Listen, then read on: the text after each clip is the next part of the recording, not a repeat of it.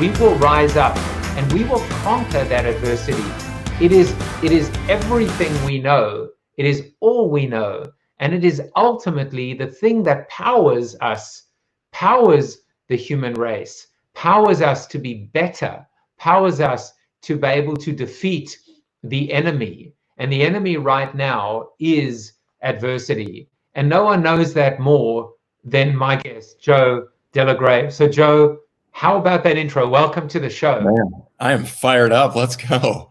Let's do it. Let's play some rugby. I mean, your story is a fascinating one, and I would love for you to take us through that story. That was the dream, the goal and desire is to go to college, play a sport, get an education, and have success and figure out life after that. But that was kind of like the ultimate thing. And so I went up to that first year, the freshman year, and played ball, and everything was going very well for me as far as that goes. I was able to play as a true freshman. And so the whole year went by really well. I played for the Winona State Warriors, and then we had a fantastic year that year, one of the best years in school history. And so like the whole year, looking back, was just a phenomenal experience. Tell us about the accident and what happened and what happened next. Yeah, so I've always thought maybe I need to come up with a more unique story, like I got attacked by a bear or something, but that hasn't really happened yet. And what happened was just a tragic, really bizarre accident. I was on the Mississippi River, which borders my hometown of Prairie du Chien, Wisconsin, and on the river, and growing up on a river town, you're always on the river, like every weekend or probably multiple times a week. And my buddy had his grandpa's old bass fishing boat, which was a little 35 horsepower boat, barely moved up and down the river, but it was great for us. We wanted to kneeboard and fish and be high school and college kids and goof around and whatever. And so we were on a boat one day, and my two best friends that I grew up on the same street together, Kyle and Adam. Adam's out kneeboarding and Kyle's driving the boat, and Kyle's driving and he accidentally hits the bottom of the river. In the span of a split second, boom, like Kyle hits the bottom, I fly backwards, my chair breaks, which sends me flying to the front of the boat where I hit my head, and I broke my neck at the C6 and 7 level, which is 6 and 7 vertebrae down from the base of your skull. It's a freak accident. It's a fluke.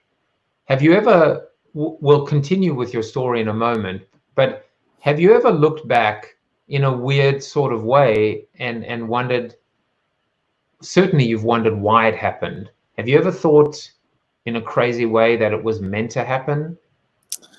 Hindsight is a beautiful thing. And, looking back, and a lot of the questions I get sometimes from like either friends or when I go and speak or whatever it would be is like, would you choose this life again? 15 years later, and that's a pretty big window for hindsight and for life experience. And like honestly, and part of my spiel is talking about when I was 19 and talking about like the thoughts that come in your head when something like this happens, and the things that have happened since then. It's an easy, like, I'll take this life. Like I've got and basically it focuses around my family, my wife, who was my girlfriend at the time, and she's been a huge support in this in our entire story.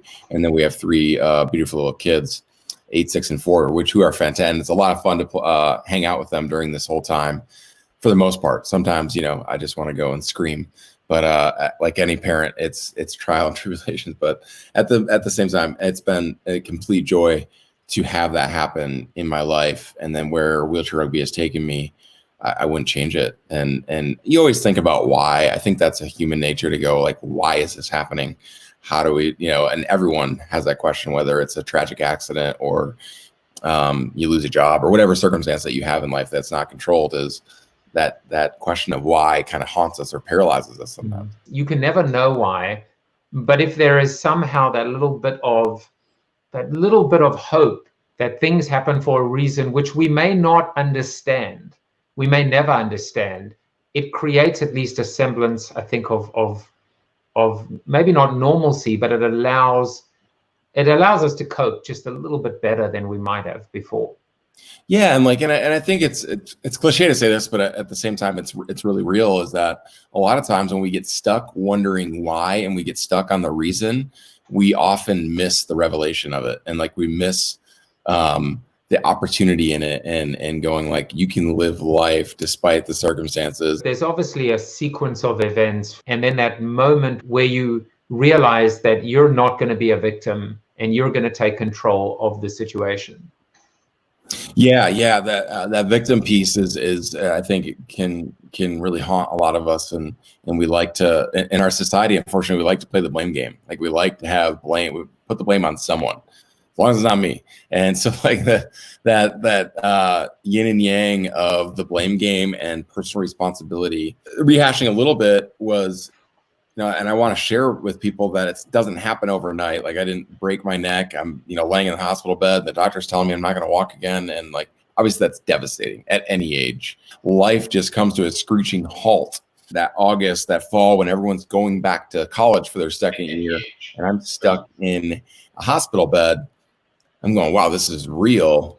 What does this look like? And what am I going to do? And all that's when all the questions start circling around in my head. And so it's a process it's a process to pivot.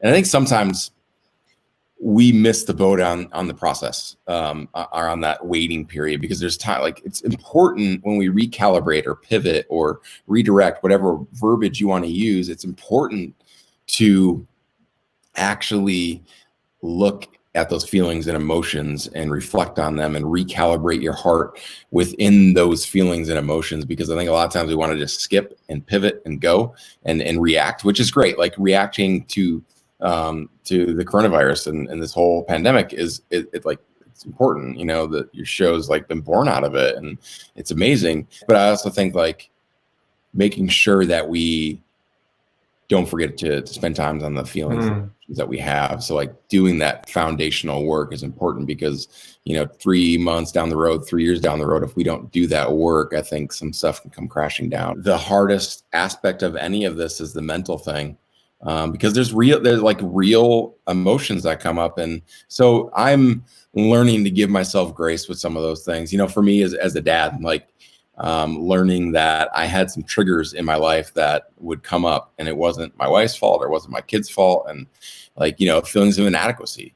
When I first became a father 8 years ago, I'm like, well, if my son can throw the football farther than I can, like, am I gonna be validated as a dad still? And learning through those things, that just because I'm in a wheelchair doesn't mean I'm inadequate as a father, or, just because I'm in a wheelchair doesn't mean I'm can't add up to being a really good husband. And so, like, learning those things and giving myself a little grace, but also actually reflecting on that. Did you have any idea that you would be an Olympian?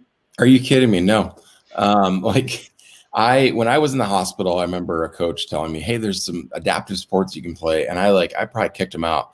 I was like, honestly, as a 19-year-old and being very ignorant, I'm thinking, adaptive sports are pathetic. I'm not doing that. Like, I don't want to have some, like, hug and then I go out and compete and it's not really a competition. But I had no idea that the Paralympics existed and that they were extremely competitive, and they're the second biggest sporting event in the world. Like, I had no idea. And then with rugby, I had no idea. Like, I obviously didn't grow up in South Africa. I'm not from there. And so I looked up wheelchair sports online, and then found wheelchair rugby and clicked on this basically clickbait video. It said murder ball, and wheelchair rugby used to be called murder ball. So I'm like, as a 20-year-old kid, I'm like, let's click on this. Like, this, if anything, it's an entertaining video. That's awesome. Who do I get to murder? Yeah, exactly.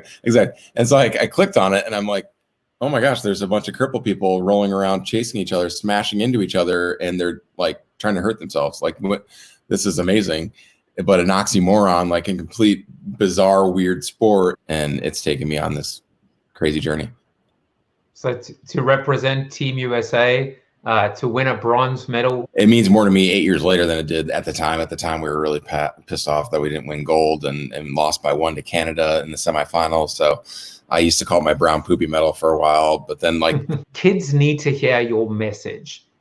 Teenagers today, millennials, Gen Zers, this is a whole generation of people that don't understand adversity, right? These are the people that get the medal, for the participation medal. Why do you need adversity to be great? Do you need adversity to be great? Yeah. Oh, such a good question. Gets me all fired up, man.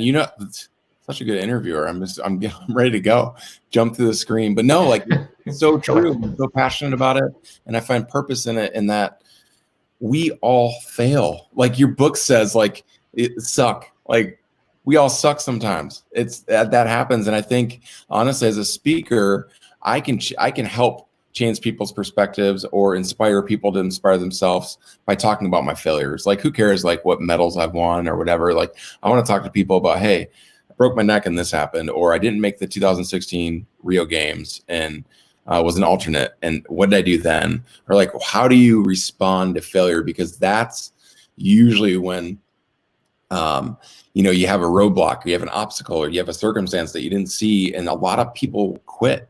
And they quit on themselves. They got so far, and they forget about perspective and looking back and going, wait a second. I've done so much to work. And I think it's just, man, like I want to talk about my failures, because I think that's when we can relate to each other. And then they can look in the mirror and go, you know what? I can take personal responsibility, not for my circumstances that I can't control, but for my response that I can't control. And that's where the victim mentality dwarfs the victim mentality. I'm not going to blame anyone anymore. I'm not going to blame my boss. I'm not going to blame my best friends in high school and college and whatever. Like someone else might have been driving the boat, but you get to respond and control that response. And I didn't want to forget this. You said something that I thought was very profound, which was this idea that the pivot is a process, and you have to embrace and live and experience that process. And it's the first time I've ever heard of it spoken like that it's not just a moment, right? An epiphany, a light switch, and you just change. It's all part of a process. And if you can embrace that journey and that process, you can make the pivot and you can take the pivot. I love it. Yeah, absolutely. Embrace the process, and don't forget about those feelings and emotions. Don't bury them.